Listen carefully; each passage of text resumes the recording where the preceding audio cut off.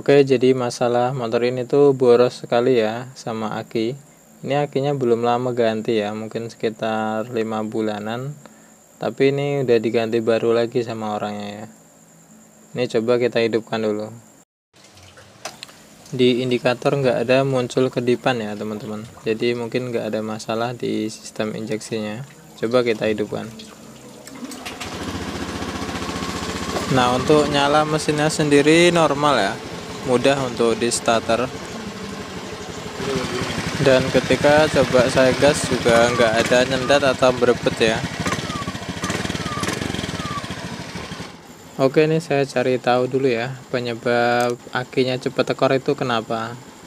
Ini saya tes dulu pakai avometer ya, selektor 20 volt DC. Nah, kita cek di sisi merah dan hitam ini ya. Nah, kalau kita gas harusnya dia itu nambah ya kalau normal. Coba kita gas dulu, apakah pengisiannya bisa nambah.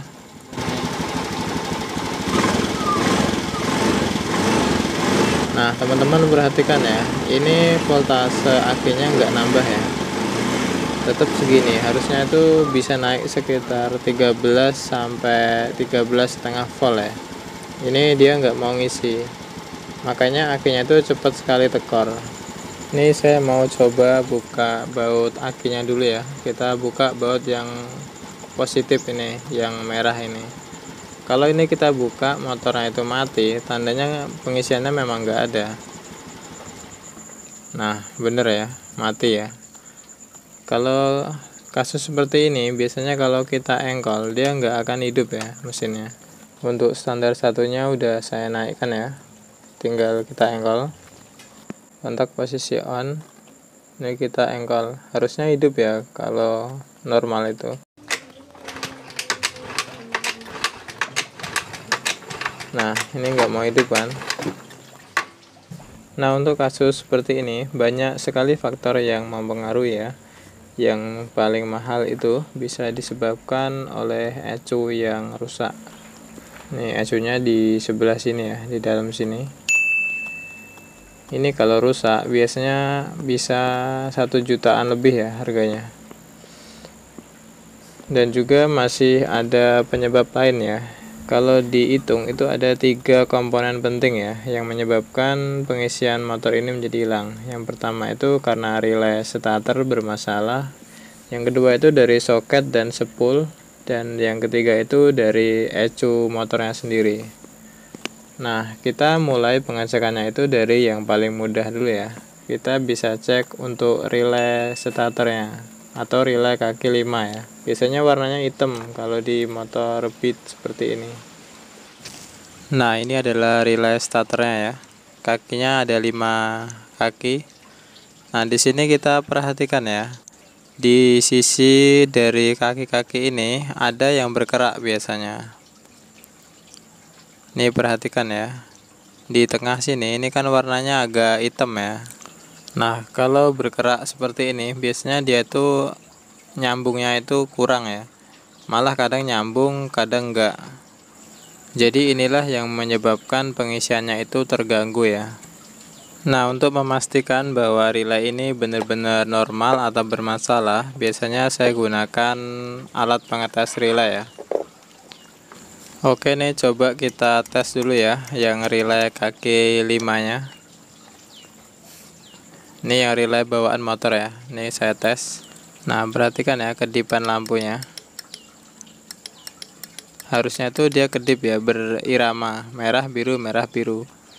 Nah, kalau seperti ini kan nggak lancar ya, merah terus. Ini tandanya dia sedikit nyambung sedikit enggak. Nah, ini tadi dipengaruhi oleh kaki relay yang berkerak ya. Jadinya dia enggak 100% nyambung. Ini coba ya saya goyang-goyangin apakah dia akan nyambung. Nah, ini nyambung sempurna ya kalau kayak gini. Nah, ini hilang lagi. Jadi ini pengaruhnya sangat besar ya di dalam pengisian aki sendiri. Untuk solusinya kita bisa bersihkan kaki-kaki dari relay ini ya. Nah, sebelum saya lakukan pembersihan ya, ini saya coba pakai relay lain. Saya tes dulu ya relaynya. Kalau normal kita coba pasang di motor. Nanti hasilnya seperti apa. Nah, ini kedipannya lancar ya. Nah, perhatikan ya, ini relay yang saya pakai untuk ngetes. Kaki-kakinya bersih, nggak ada keraknya. Coba saya pasang ke motornya ya. Oke, kita pasang kenceng ya teman-teman. Terus kita pasang akinya dulu, baru kita hidupkan dan kita tes lagi untuk pengisiannya ya, apakah bertambah. Nah, perhatikan ini udah naik ya voltase pengisiannya, udah sekitar 14 volt.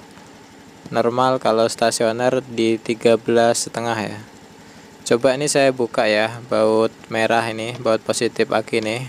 Nah, kalau pengisiannya udah keluar, otomatis kalau kita cabut kabel ini pasti motor hidup. Nah, ini tanpa aki ya, motor tetap hidup. Nah, aman kan, tetap hidup ya.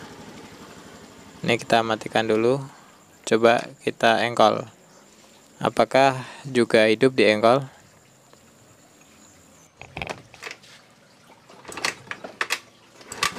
Nah, hidup ya teman-teman, artinya pengisiannya udah normal. Coba kita goyang-goyangkan kabelnya, masih aman ya.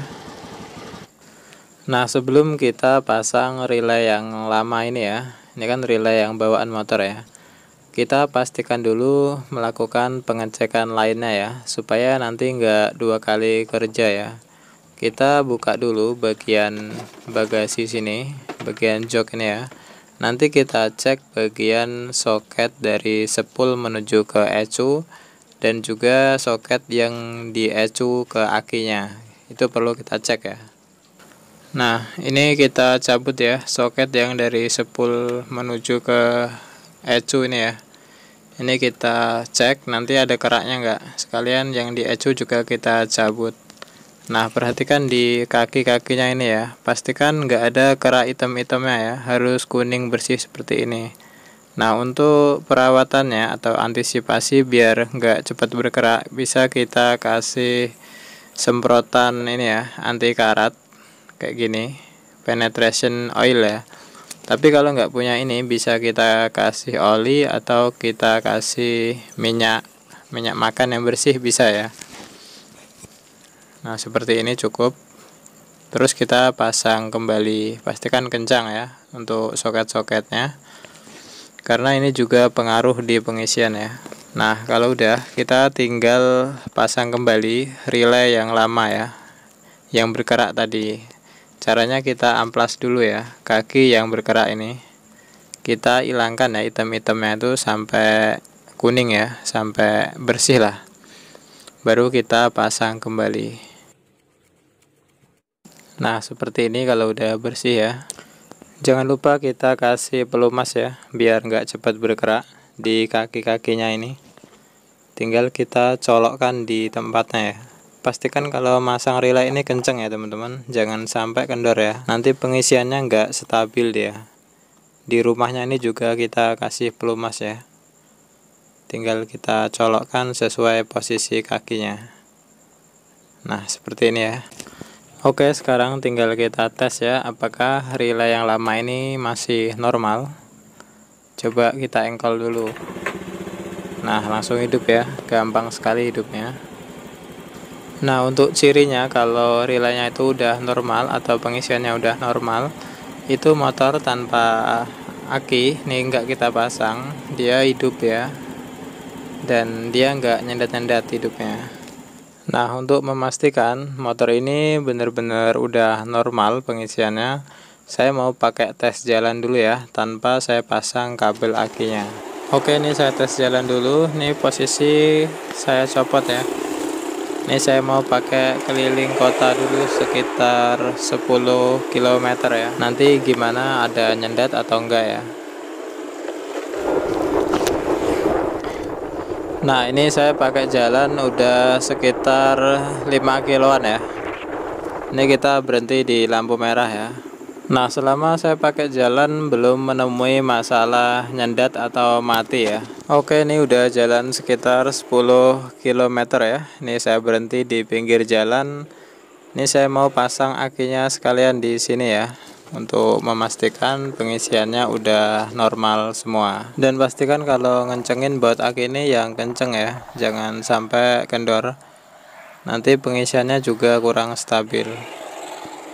Nah, sekarang saya mau cek pengisian sekalian ya. Ini kalau kita gas naik terus. Nah, sekitar 13,50-an ya. Ini udah sangat normal sekali tandanya. Oke, saya pastikan motor ini udah sembuh total ya untuk masalah pengisiannya. Semoga bisa awet ya. Jadi kesimpulan dalam kasus aki yang cepat tekor ini, kita itu dituntut untuk teliti ya dalam masalah perbaikan. Karena kalau kita kurang teliti, masalah yang kecil bisa menjadi masalah yang besar. Oke, semoga bermanfaat. Wassalamualaikum warahmatullahi wabarakatuh. Salam Rahayu.